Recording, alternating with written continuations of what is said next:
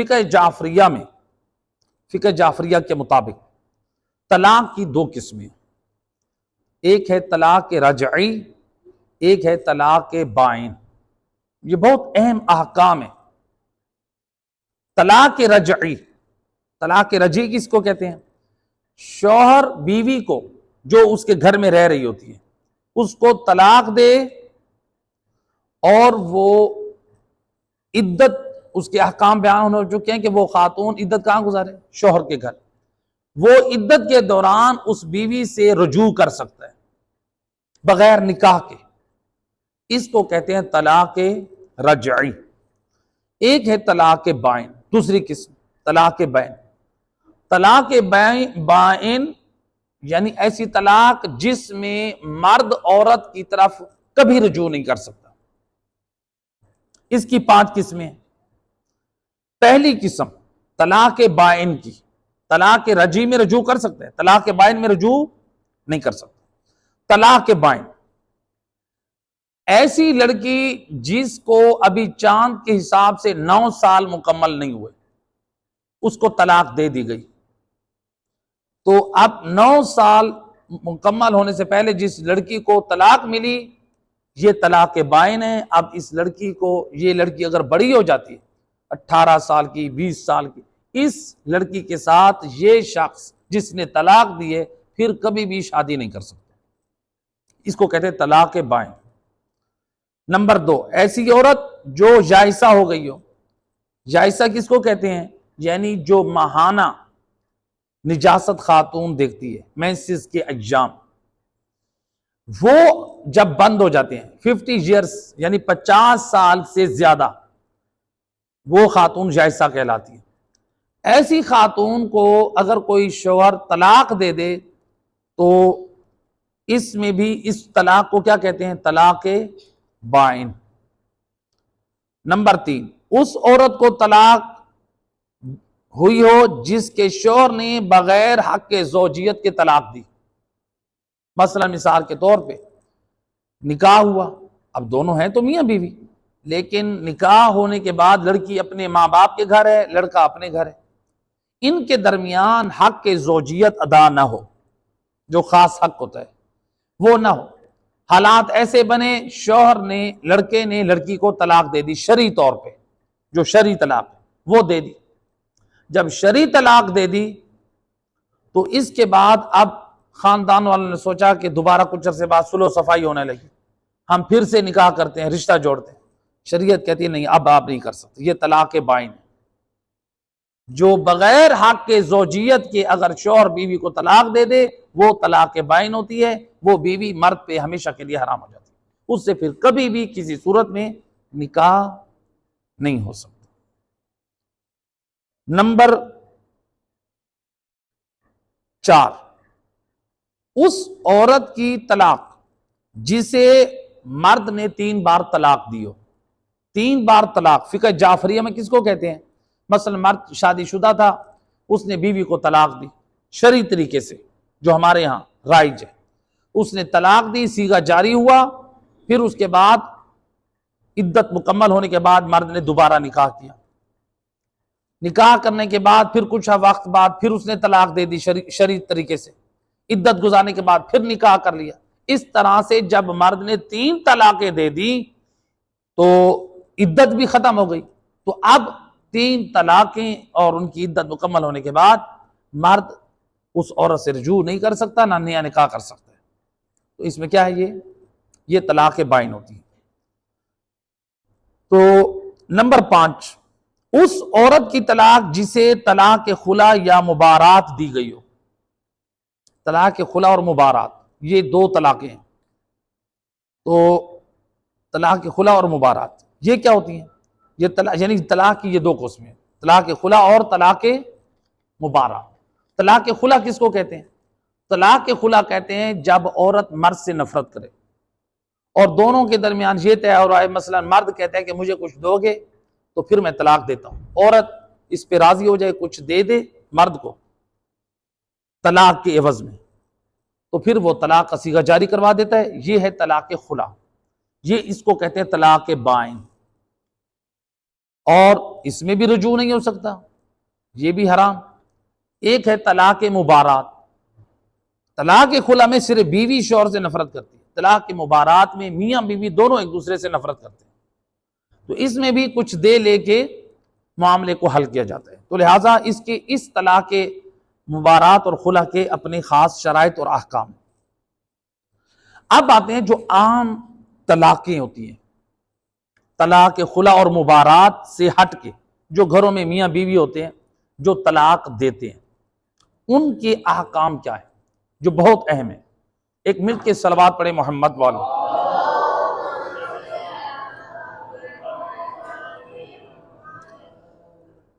یہ جو ہے جو طلاق دی جاتی ہے، جو عام گھروں میں طلاق ہوتی ہے، طلاق کے صحیح ہونے کی جو شرائط ہیں ان میں 4 ارکان کا خیال رکھنا ضروری ہے۔ 4 رکن، 4 ارکان۔ نمبر 1 طلاق دینے والا، نمبر 2 جس کو طلاق دی جا رہی ہے، نمبر 3 صیغہ طلاق جاری ہو، نمبر 4 گواہ ہو۔ نمبر 1 فقہ جعفریہ کے مطابق طلاق دینے والا یا اس کا وکیل صیغہ طلاق عربی میں پڑھے، لہٰذا اگر کوئی انگلش میں طلاق دیتا ہے، فارسی میں طلاق دیتا ہے، ہندی میں دیتا ہے، پشتو میں دیتا ہے، سندھی میں دیتا ہے، پنجابی میں دیتا ہے، کسی بھی لینگویج میں کوئی شخص طلاق دیتا ہے حالت امکانیت میں، تو یہ طلاق درست نہیں ہے۔ اسی طرح سے اگر کوئی شخص مثلا اپنی بیوی کو واٹس اپ کرتا ہے میں نے تمہیں طلاق دی، یہ طلاق بھی صحیح نہیں ہے۔ میسنجر پہ لیٹر لکھ کے بھیجا، ورقہ پر اس کو لکھ کر سینڈ کیا بھیجا اس کو، یہ بھی طلاق صحیح نہیں ہے۔ اسی طرح سے فقہ جعفریہ میں عدالت سے لی ہوئی طلاق یا عدالت سے دی گئی طلاق یہ طلاق شرعی نہیں ہے۔ تو لہٰذا بہت سارے ایسے خاندان ہیں، لوگ ہیں عدالت سے دی گئی طلاق کو صحیح سمجھتے ہیں اور لی گئی طلاق کو صحیح سمجھتے ہیں۔ عدالت میں سے لی گئی طلاق کے بعد لڑکی کی کسی اور جگہ شادی کر دیتے ہیں، یہ شرعاً جائز نہیں، یہ حرام ہے۔ فوراً ان کے درمیان جدائی واجب ہے۔ یہ ایک علیحدہ حکم ہے کہ اب جو اولاد پیدا ہو چکی ہے وہ کہاں جائے گی؟ وہ وطی بالشبہ کے حکم میں جا کے وہ حلال زادہ قرار پائے گی، تو لہٰذا اس کے احکام علیحدہ ہیں۔ تو لہٰذا یہ طلاق جو کورٹ سے لی جاتی ہے عدالت سے، یہ شرعی طلاق نہیں۔ ہاں قانوناً طلاق آپ کی درست ہے، آپ نے قانوناً حق حاصل کر لیا، لیکن فقہ جعفریہ میں یہ طلاق شرعی نہیں ہے۔ تو لہٰذا پہلی چیز کیا ہے؟ مرد یا وکیل کیا کرے؟ عربی میں صیغہ جاری کرے۔ یہ جو عام دوسری لینگویج میں یہ جو طلاقیں دی جاتی ہیں یا کورٹ کے ذریعے سے طلاق دلوائی جاتی ہے یا لی جاتی ہے، یہ طلاقیں درست نہیں ہیں۔ اچھا، اب یہ جو طلاق دینے والا ہے اس میں 4 شرطوں کا ہونا ضروری ہے۔ نمبر 1 طلاق دینے والا عقل مند ہو، عاقل ہو۔ نمبر 2 یہ بالغ ہو، بچہ نہ ہو۔ نمبر 3 قصد اور ارادے سے دے، نشے کی حالت میں نہ ہو۔ نمبر 4 اپنے اختیار سے دے، مجبور نہ ہو۔ ہوتا ہے نا بعض اوقات مجبور، پسٹل رکھ کے طلاق دیں، اجازت دیں، تو لہٰذا اپنے اختیار سے طلاق دے۔ اختیار سے طلاق ہوئی ہے تو وہ صحیح ہے، ورنہ یہ 4 شرطیں ضروری ہیں۔ یہ کس کے متعلق تھا حکم؟ یہ تھا پہلا مرد کے بارے میں۔ نمبر 2 مطلقہ، یعنی وہ خاتون جس کو طلاق دی گئی، مطلقہ جس کو طلاق دی گئی۔ نمبر 1 جس کو طلاق دی جا رہی ہے، جس کو طلاق دی جا رہی ہے یہ بیوی ہو، یعنی اس کا دائمی نکاح ہوا ہو۔ ایسا نہیں ہے کہ جس کے ساتھ عقد متع ہوا ہے ہم کہیں اس کو بھی طلاق دیں، اس کو طلاق نہیں ہوتی۔ اس کی مدت جیسے ہی ختم ہوگی اس کے بعد وہ اپنی عدت گزار کے وہ پھر اس کے علیحدہ احکام۔ یہ ایک بیوی یعنی ایسی ہو جو دائمی نکاح والی ہو۔ نمبر 2 بیوی جس کو طلاق دی جا رہی ہے وہ حیض اور نفاس کے خون سے پاک ہو۔ اگر کوئی خاتون حیض اور نفاس کے خون میں ہے تو اس کی طلاق درست نہیں ہے۔ یہ البتہ یہاں پر ایک تھوڑی سی تفصیل بھی ہے، یعنی یہ اس شخص کے لیے جو حاضر ہے، بیوی کے ساتھ گھر میں رہ رہا ہے، لیکن ہو سکتا ہے کہ جو شخص جن کے درمیان تعلق ہی قائم نہیں ہوا، صرف نکاح ہوا ہے، تو اس میں حیض کا خیال رکھنا ضروری نہیں، یا مثلا مرد جو ہے سفر پر ہو تو اس کا بھی حکم علیحدہ ہے، اس کے لیے بھی اس چیز کا خیال رکھنا ضروری نہیں، تو لہذا جو اکٹھے رہ رہے ہیں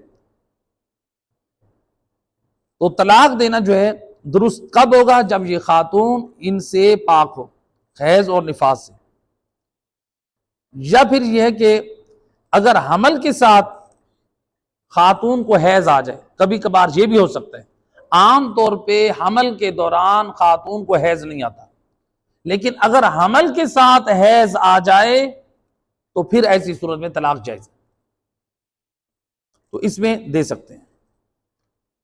یہ دوسری صورت کہ حیض اور نفاق سے پاک ہو۔ نمبر 3، جس پاکیزگی کے ایام میں طلاق دی جا رہی ہے وہ حیض کے بعد پاکیزگی کے ایام میں دوسرے حیض سے پہلے، ایک صلوات پڑھے محمد وعد محمد،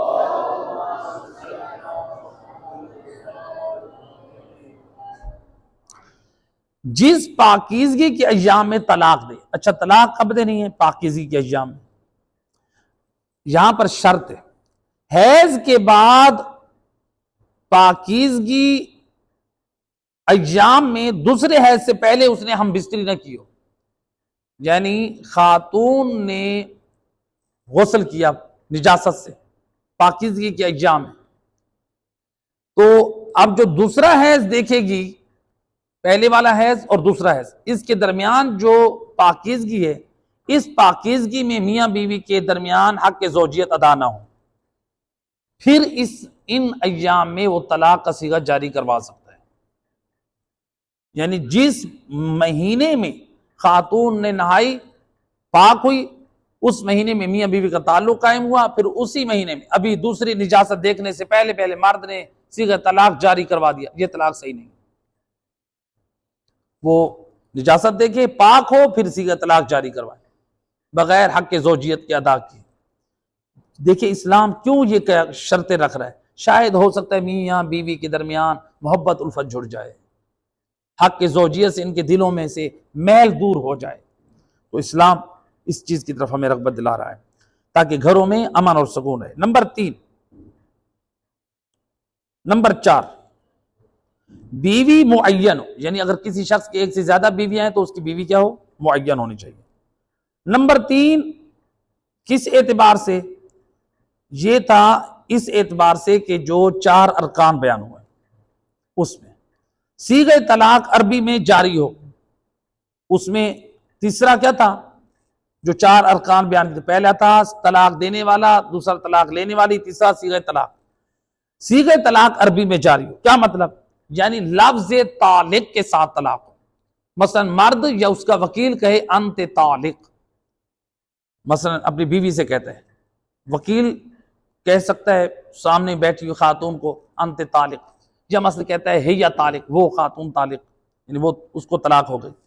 مرد کہتا ہے مثلا شرائط کے انت طالق زوجتی طالق، یا مثلا ہند طالق، یا وکیل جو ہے وہ اپنے وظیفے کو دیکھتے ہوئے وہ کیا کرے گا؟ وہ صیغہ طلاق جاری کرے گا۔ تو صیغہ طلاق جو ہے وہ کیا ہو؟ عربک میں ہو اور صحیح تلفظ کے ساتھ ہو۔ تو لہذا یہاں پر ایک اور اہم نقطہ، تو صیغہ طلاق جو ہے وہ کس میں ہو؟ عربک میں۔ اگر کوئی شخص کہتا ہے اپنی بیوی کو طلاق طلاق طلاق، یہ طلاق ہو گئی، فقہ جعفریہ کے مطابق یہ طلاق درست نہیں ہے۔ ایک آدمی 3 مرتبہ کیا 3000 مرتبہ بیوی کو کہتا رہے میں نے تمہیں طلاق دی، طلاق طلاق طلاق، شریعت کہتی ہے یہ طلاق نہیں۔ اور ہم نے ان شرائط میں جو بیان کی تھی، مرد کی شرائط ہے، اس میں کیا تھا؟ اختیار، قصد اور اختیار، قصد، اس میں قصد بھی تھا اور اختیار، قصد کے ساتھ مزاحن بیوی کو طلاق دے، یہ طلاق نہیں ہوتی۔ لہٰذا فقہ جعفریہ میں مزاح سے، غصے میں یہ طلاق نہیں ہے، اختیار سے۔ تو لہٰذا اگر کوئی اپنی بیوی کو کہتا ہے طلاق طلاق طلاق، اس سے طلاق نہیں ہوتی، تو صیغہ طلاق شرعی اعتبار سے صحیح پڑھنا چاہیے، پھر طلاق ہوتی ہے۔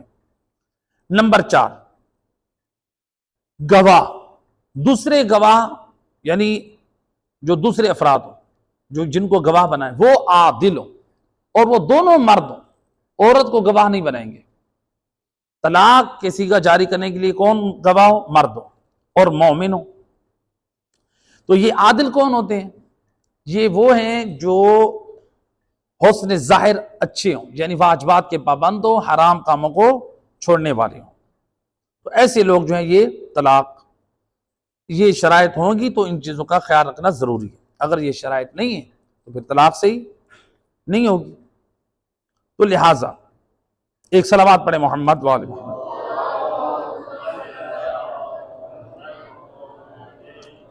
ایک اور مسئلہ بعض لوگ یہاں پر پوچھتے ہیں کہ مثلا مثال کے طور پہ اگر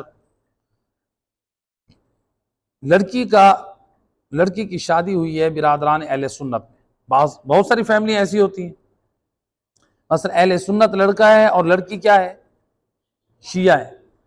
اچھا، اب اہل سنت لڑکے نے بیوی کو غصے میں یا ایک محفل میں کہا ہے میں نے تمہیں طلاق دی، طلاق طلاق طلاق۔ اب چونکہ اہل سنت کے ہاں یہ طلاق درست ہے، تو کیا اب شیعہ لڑکی کے لیے یہ طلاق صحیح ہوگی؟ تو ہمارے فقہا فرماتے ہیں یہ طلاق صحیح ہے۔ کیوں صحیح ہے؟ چونکہ اہل سنت کے مطابق اگر لڑکے نے جو طلاق دی ہے، اگر ان کے مذہب کے مطابق وہ طلاق صحیح ہے تو پھر یہ طلاق صحیح ہے۔ اگر ان کے مذہب کے مطابق وہ طلاق صحیح نہیں ہے تو پھر عورت کو کی طلاق صحیح نہیں ہے۔ تو لہٰذا اگر بعض یعنی ہوتے ہیں خاندانوں میں اہل سنت میں اور شیعہ کے درمیان رشتے ہو جاتے ہیں، تو لہٰذا اگر لڑکا یا لڑکی یعنی طلاق کا مسئلہ پیش ہو تو پھر وہ اہل سنت کی طلاق اگر ان کے مذہب کے مطابق دی گئی ہے تو اس کے احکام انہی کے جاری ہوں گے۔ صلوات پڑھ دے محمد والے۔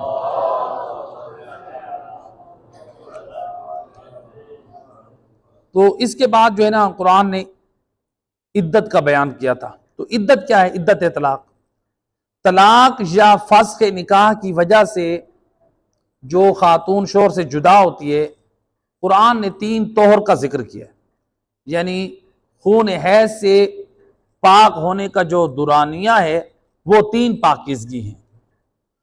البتہ حاملہ ہو تو پھر اس کے لیے واضح حمل تک قرار دیا، یا جو عورتیں خون حیض نہیں دیکھتی جبکہ حیض دیکھنے کی عمر بھی ان کے لیے ہے تو پھر ان کی مدت جو ہے وہ عدت وہ بھی 3 ماہ ہے۔ یعنی جو خواتین، جس کو ہم شروع میں بیان کر چکے ہیں آیت میں، جو خواتین معجوز ہو چکی ہیں، سن رسیدہ ہو چکی ہیں، یا کسی عارضے کی وجہ سے بچے دانی کے نکلنے کی وجہ سے ان کو خون نہیں آتا حیض، تو وہ 3 ماہ قرار دیں گی۔ یا اسی طرح سے جو حاملہ عورتیں ہیں وہ کیا کریں گی؟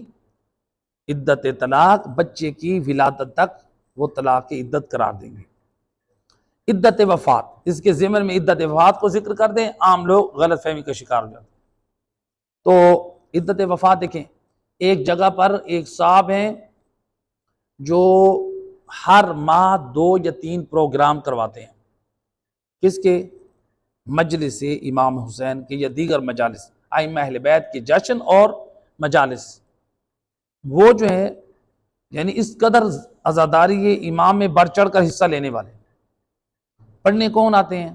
ذاکرین آتے ہیں، صحیح ذاکرین جو پڑھنے والے ہوں، جو اہل بیت کی عظمت کو شان کو ویسے بیان کریں جیسے رسول اللہ نے بیان کیا، قرآن کی آیات کا صحیح ترجمہ کریں اور معتبر روایات مصائب کے سنائیں، ایسے ذاکرین کو سننا باعث اجر و ثواب ہے۔ ہم ذاکرین کے مخالف نہیں ہیں۔ جو ذاکر صحیح پڑھتا ہے قرآن اور 14 کے فرمان کے مطابق، میں کہتا ہوں اس ذاکر کے ہاتھ چومنے چاہیے، کیونکہ وہ ذکر امام حسین علیہ السلام کر رہا ہے، جو قرآن اور 14 کے فرمان کے مطابق جو ذکر آل محمد کرتا ہے۔ تو لہٰذا اب یہ دیکھیں، ایک مومن کے یہ تھا کہ وہ امام بارگاہ میں یعنی مجالس عزا یہ سلسلہ رہتا، اس کے خاندان میں بچی جو تھی بیوہ ہوئی، اس کے داماد کا انتقال ہوا۔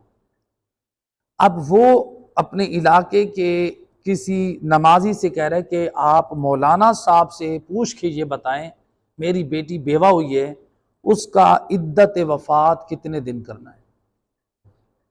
اب جو بندہ 50-60 سال یا اس سے بھی زیادہ کا ہو چکا ہو اور زندگی گزر چکی ہو مجالس عزا کراتے ہوئے، یعنی افسوس یہ ہوتا ہے کہ اسے آج تک منبر حسین سے اتنا بھی علم نہیں سکھایا گیا کہ خاتون کی جو بیوہ ہوتی ہے یعنی مرد کی وفات کے بعد عورت کی جو عدت ہے وہ 4 ماہ 10 دن ہے، اس کو اتنی بھی تعلیم نہیں دی گئی۔ تو لہٰذا مرد کی وفات کے بعد عدت وفات کتنا عرصہ ہے؟ 4 ماہ 10 دن۔ یہ ہمارے بچوں کو بھی یاد ہونا چاہیے کہ صلوات پڑھے محمد اللہم صلی۔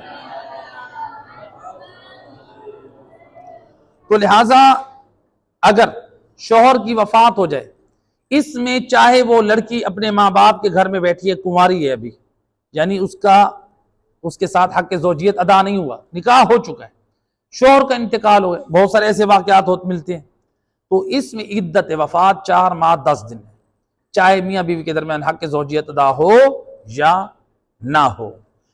تو اسی طرح سے یعنی وہ نکاح والی خاتون دائمی نکاح والی ہو یا متع والی ہو، تو دونوں صورتوں میں اس کو عدت وفات 4 ماہ 10 دن ہے۔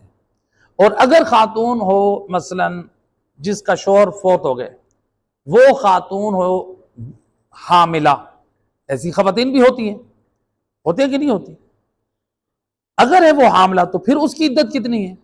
تو پھر اس کی عدت جو ہے جو زیادہ دور ہو وہی ہوگی۔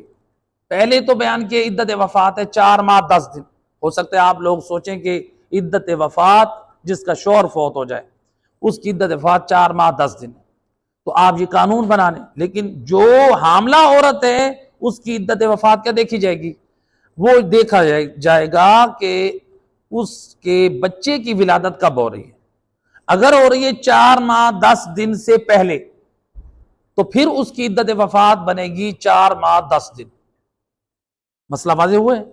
یعنی 4 ماہ 10 دن سے پہلے اس کی جو ہے وہ ڈیلیوری ہو رہی ہے بچے کی، پھر یہ خاتون 4 ماہ 10 دن عدت وفات رکھے گی۔ لیکن اگر اس کی ڈیلیوری ہو رہی ہے اس کو دیر ہے 5 ماہ دیر، اس کو 6 ماہ دیر ہے، تو اب یہ عدت وفات کتنا رکھے؟ کیا 4 ماہ 10 دن؟ نہیں، یہاں پر اس کو عدت وفات رکھنی ہوگی جب بچے کی ولادت ہو۔ تو یہ خاتون نہیں کہہ سکتی میں نے 4 ماہ 10 دن عدت کی گزار لی لہذا میری عدت پوری کی، نہیں، یہ احکام ہے اور یہ قرآن کے احکام ہے، یا پھر محمد والے محمد نے بیان کیے، صلوات پڑھ دے محمد والے۔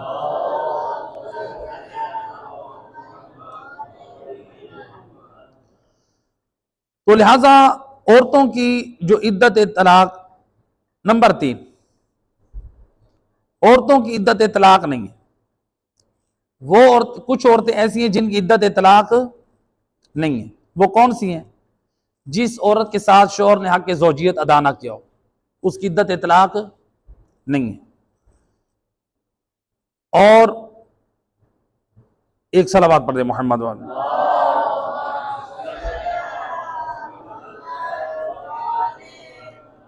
اچھا، یہ خاتون جس کے ساتھ حق زوجیت ادا نہ ہوا ہو، اگر شوہر صیغہ طلاق شرعی طریقے سے جاری کرواتا ہے، یہ خاتون ادھر سے صیغہ طلاق جاری ہوا، وہی مولانا صاحب کسی دوسرے لڑکے کے ساتھ اس کا نکاح پڑھ سکتے ہیں، اس کی عدت طلاق نہیں ہے۔ نمبر 2، جو بچی چاند کے حساب سے 9 سال کی مکمل نہیں ہوئی اس کی بھی عدت طلاق نہیں ہے۔ اور اسی طرح سے نمبر 3، جو عورت جائزہ ہے 50 ایئر سے اوپر، جس کو مینسز حیض بند ہو جاتا ہے یعنی عام طور پہ جیسے، تو اس کی بھی عدت طلاق نہیں ہے۔ اس کے بعد جو ہے وہ چند آیات ہیں